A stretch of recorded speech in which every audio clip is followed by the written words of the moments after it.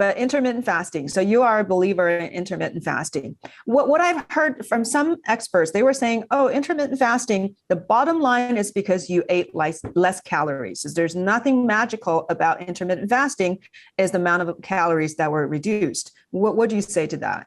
I would say that is untrue. The intermittent fasting is giving your body a time to rest and digest and get your blood glucose levels lower and create insulin sensitivity. As physicians, we say, okay, we want your fasting labs. That's at least 12 hours between dinner and breakfast. Why? Because we want a baseline glucose. It takes that long sometimes to get your glucose to that baseline level.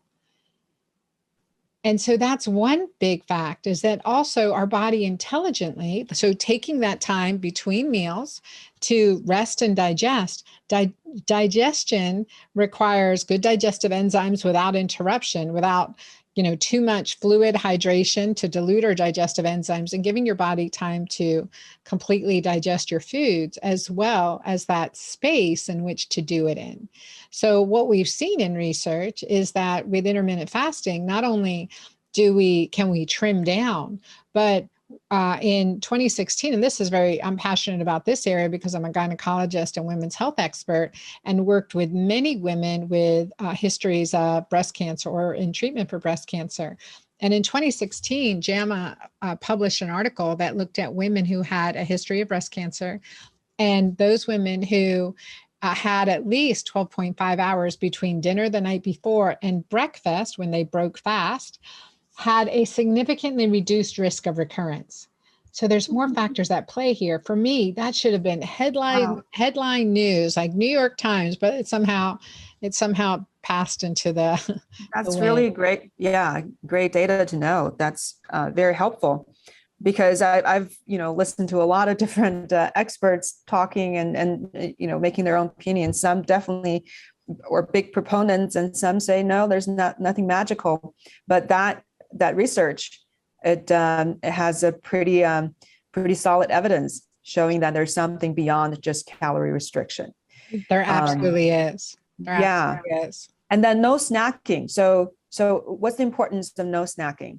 Because you have to give your body time to digest. And also, again, we're becoming more insulin resistant as we age. So every time we snack, we're incorporating calories and macronutrients, and our body's attention goes to digest the snack, right? So it's pulling resources away from repairing regenerative processes. And and the other part is, so if we eat a meal, our blood glucose is going to go up, or insulin will go up. When we wait 2 hours, eat another meal or snack, glucose goes up, insulin goes up. So we're creating insulin resistance. Our children shouldn't even be snacking.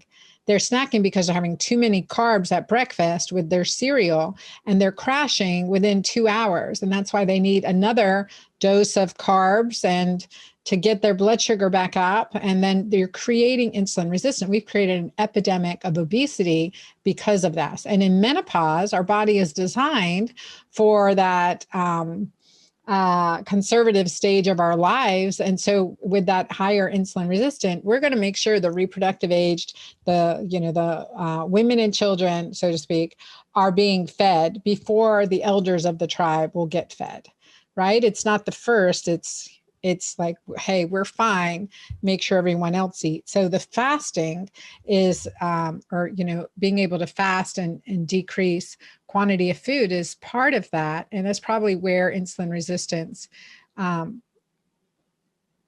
manifested, partly for survival of the species too. Very fascinating, really, when you look at it historically and culturally. I've traveled around the world. In my current book, Menopause, I talk about menopause strategies around the world, what different cultures have done. So it really opened my eyes to different things. The other thing is, if we eat 2 or 3 meals a day, that is attainable for all of us, cutting out the carbs and sugar so we're not getting, these huge blood sugar swings. And with that said, we need to stop drinking, right, to dilute our digestive enzymes at least 20 minutes before our meal, not to drink more than 4 to 6 ounces with our meal, and then wait 1 to 2 hours after our meal. Because if we take a piece of meat, pour acid on it, it's going to dissolve the meat. But if we take that same piece of meat, pour acid, and then pour a cup of water on it, and I did a video on this in my girlfriend doc on my Instagram at the girlfriend doctor. Man, I got hundreds and hundreds of comments, but it just makes so much sense. I took my dinner and I just poured a huge cup of water on it. But that's the visual of what we're doing it. And then you're like, oh, that makes perfect sense. We need time to really digest our food. So what are the number 1 and number 2 drugs over the counter that are $1 billion industry? It's antacids and pain relievers. We're tearing up our system, right? Because we're not digesting, taking the time to rest between meals and digest.